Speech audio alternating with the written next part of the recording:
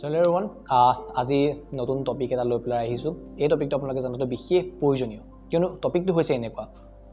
দিল্লীৰ পৰা 600 কিলোমিটাৰ দূৰত মধ্যপ্ৰদেশ ৰাজ্যৰ সতৰপুৰ ডিস্ট্ৰিক্টত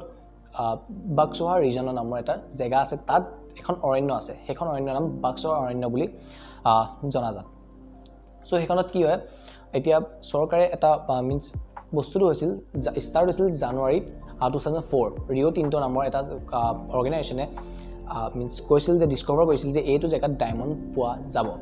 কিন্তু হেতু ৰিও টিন্টো বহুত তাতে বহুত কেছ হৈছিল মানুহে কমপ্লেইন কৰিছিল সো কমপ্লেইন কৰাৰ পিছত 2017 তাতে ফাইনালি এৰি গৈছিল কিন্তু 2018 যেতিয়া কংগ্ৰেছ চৰকাৰ আহিল তো সিএমএ আকৌ ৰিভাইভ কৰিলে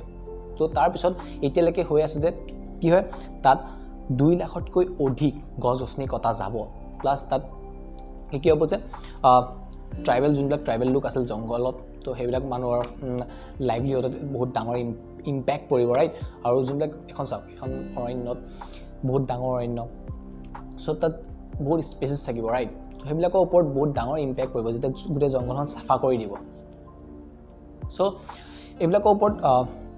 চৰকাৰে তেওঁ কৈছে যে একো নহয় যে এটো ওপৰত আমাৰ ইকোনমি ডেভেলপ হ'ব প্লাস আমি যিমান গছ কাটিছিলো সিমান গছ আমি ৰুমো কিন্তু আমি জানো যে এটো কথাটো কৈ দিয়াহে হয় এটো কথা মিন্স এটো কামটো নকৰে ৰাইট সো তো গভৰ্নমেন্টে এনেকা কৈছে কিন্তু ডায়মণ্ডটো কোনে পিনে ডায়মণ্ড টপ 1% মানুহে পিনে কিন্তু এতিয়া চৰকাৰে কৈছে যে এমপ্লয়মেন্ট বাঢ়িব মানে ডায়মণ্ড যেতিয়া মাইনিং কৰিব তেতিয়া এমপ্লয়মেন্ট বাঢ়িব ট্ৰাইবেল মানুহবিলাকে কৰিব পাৰিব কিন্তু ট্ৰাইবেল মানুহ খুদা হৈছে জানো যে তাহাতে কৰিব পাৰিব নাই তাহাতে কিমান বছৰ পৰা জংঘলত থকা মানুহ আৰু তাহাতে মাইনিংত কেনেকৈ লাগিব পাৰিব ৰাইট তাৰ পিছত আহিল যে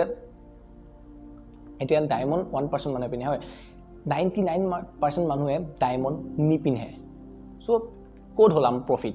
50 কে অধিক পাৰ্সেন্ট এটা কোম্পানীয়ে লুটি লৈ যাব আৰু 40 কিমান পাৰ্সেন্ট ষ্টেট গভৰ্নমেন্টে পাব কিন্তু হেতু মানুহৰ তালে কেনেকৈ আহিব মানুহৰ তালে নাহে কেতিয়াও হেতু পইচা ৰাইট ওকে কিছুমান মানুহৰ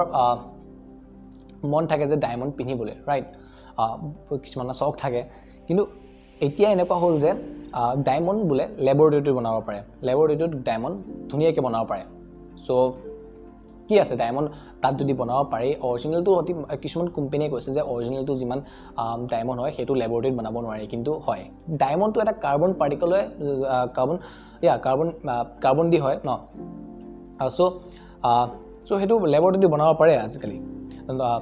একো ডাঙৰ কথা নহয় আৰু কাৰ্বন ডাই অক্সাইড এতিয়া আমাৰ ইয়াত গ্লোবাল ওয়াৰ্মিং হৈ আছে ৰাইট সো হেবিলাক ক্যাপচাৰ কৰি পেলাই বনাব পৰা যায় ডায়মণ্ড সো তাৰ পৰা যেতিয়া বনাব পৰা কিছুমান কোম্পানীয়ে কৈছে যে প্ৰমিস কৰিছে যে